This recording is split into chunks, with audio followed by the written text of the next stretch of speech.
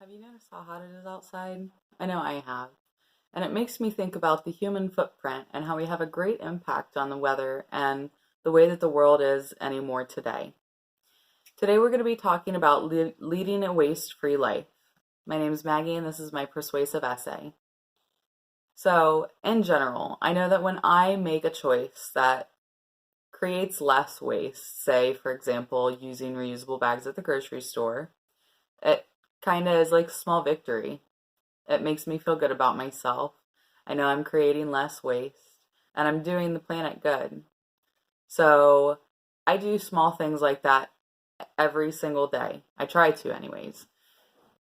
Excuse me. I bring my own coffee mug and tea mug with me when I go to work. I pack my lunch every day. I try to reduce my waste as much as possible, and if I can't reduce my waste, I try to recycle as best I can. So, some of these small things that I do, I think everybody could start doing. And I believe that if everybody tried even just a little bit to start reducing their waste, that we really could make a better planet for our future generations to enjoy. Today we're going to be talking about 3 different topics on this subject. We'll be talking about statistics and how much a human produces per day, per year, per week, and things like that. We'll be talking about how to lead a waste-free life starting right now. And then we'll go on to talk a little bit more about really how to reduce waste overall in your entire lifetime. So to start, we're going to be talking about the stats that I just mentioned. And I don't know how many people really know this, but it kind of came as a shock to me.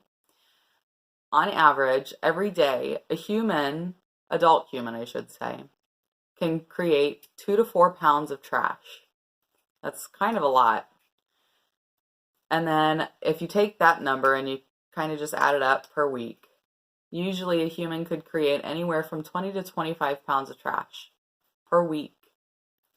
And if you do a little bit more math and you kind of break everything down, you think about how much waste a human can create in an entire lifetime, it could be upwards of tens of thousands of pounds of trash for an entire lifetime.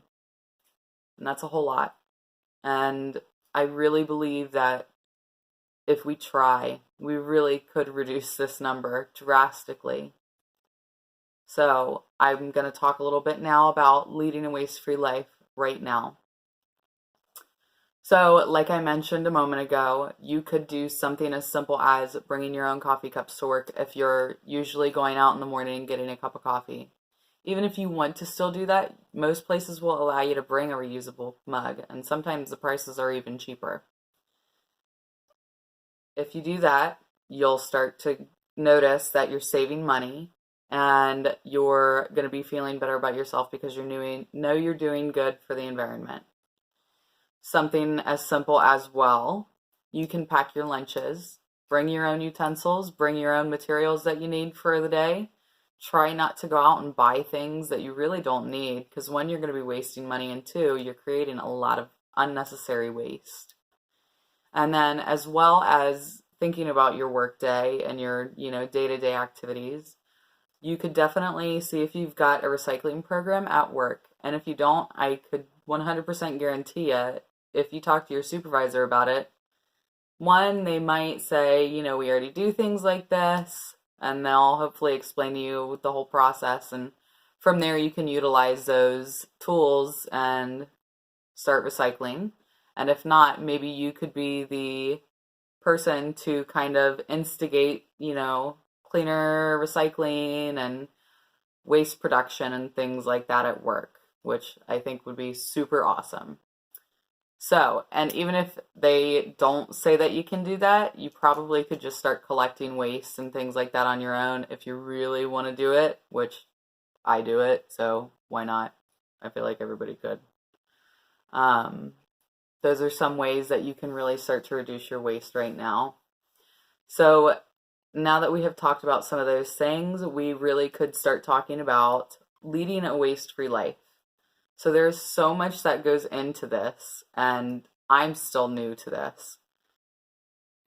It's going to take probably a while for me really to eradicate all of the wastes and plastics and things that I have accumulated throughout my life so far. Um, and it definitely seems a little daunting, but I am ready for the challenge. I really want to do this not only for myself, but for the world as a whole. So I definitely, when I think about me reducing waste in my life, I think about first eliminating most or all plastics. This can be even the Tupperware that you use. And I know it's kind of counterintuitive, but using materials such as glass, metals, things like this, they're not porous like plastic is. They don't, leave a chemically taste on some of your foods that such plastic containers could. And it kind of is a nicer feel too. They're a little bit more delicate, but they definitely will work. So eliminating plastics is a really good way to start leading a waste-free life. I think really eliminating single-use products of any kind is a second step, and I think this is a really big one. A lot of people don't think about the fact that paper towels, napkins, things like that are single-use, they're not recyclable. Yeah, they will biodegrade, but there are still a lot of chemicals that go into the making of them. There's bleaches, there's, stringents, there's all kinds of stuff that go into them, and those go right into the landfill. And it's still creating a really bad waste problem. So thinking of things like that, maybe you could use some reusable napkins. Yeah, you might clean some more, but that's okay. Also things like getting rid of plastic bags. Use reusable bags when you go to the grocery store. I know everybody's, been on that train in the last couple of years. I definitely kind of fell off, but I really am going to start picking that back up again. Or even just using the paper at the grocery store, because those can have a lot of cool reuses as well. Another thing, which I know is probably going to be a little hard for some of us to hear, reducing your online shopping. So for us who shop on Amazon, their packaging and their waste products are so unnecessary, and not a lot of it can be recycled properly. I don't know that a lot of people think about stuff like this, but when I started reading up on this, it kind of shocked me. Yeah. If you are going to shop online, try to make everything, put it all into one cart and buy it all at one time. And I know this can be kind of hard, but this may even save you a little bit more money. And, you might have something in your cart for, 2 weeks and you'd be waiting to buy it. And then you realize, okay, well, I don't need it. I've went this long without it, so let me take it out of my cart. I don't need it. There you go. You saved money. You've created less waste. It's simple things like this, and it seems really menial, but it really can make a huge impact. If you kind of flip the coin a little bit and you look at the negative side of creating waste and you think,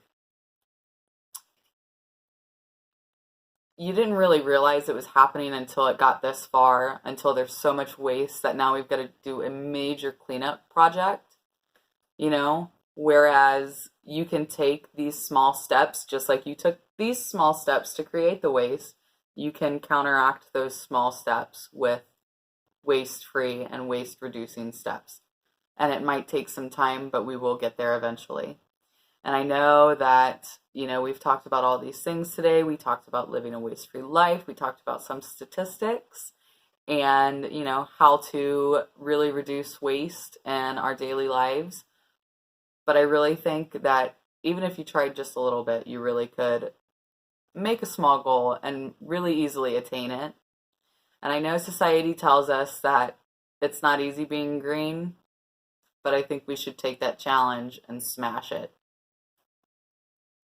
Thanks for watching.